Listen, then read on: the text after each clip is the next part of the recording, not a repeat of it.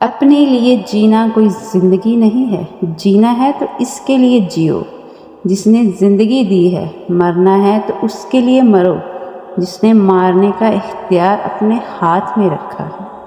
ہم اپنے ہاتھوں سے اپنی تکلیف خریدتے ہیں، اپنے دل کا سکون اپنے ہاتھوں سے برباد کرتے ہیں، کیونکہ جس محبت کو ہم نے اللہ کو دینی ہوتی ہے وہ محبت ہم انسان کو دے بیٹھتے ہیں۔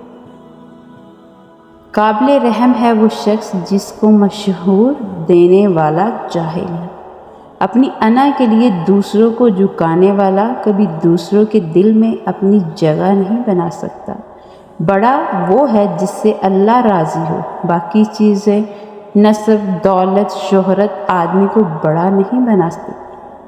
قناعت سے کوئی شخص بھوکا نہیں مر جاتا اور حرص سے کوئی شخص بادشاہ نہیں ہو جاتا۔ تمہاری سب سے بڑی جیت پتہ ہے کیا ہے؟ تم بدلہ نہ لو، معاف کر دو اسے جس نے تمہیں سب سے زیادہ تکلیف دی ہے۔ اگر آپ غم کو اللہ کا حکم سمجھ کر خاموش ہو گئے تو آپ کی زندگی محفوظ ہو گئی۔ آپ اللہ کے کام میں کیوں نہ کہو، آپ اللہ سے یہ نہ پوچھو کہ اس نے ایسا کیوں کیا، بلکہ آپ اپنے آپ کو تیار رکھو کہ وہ پوچھے گا تم نے ایسا کیوں کیا ہے۔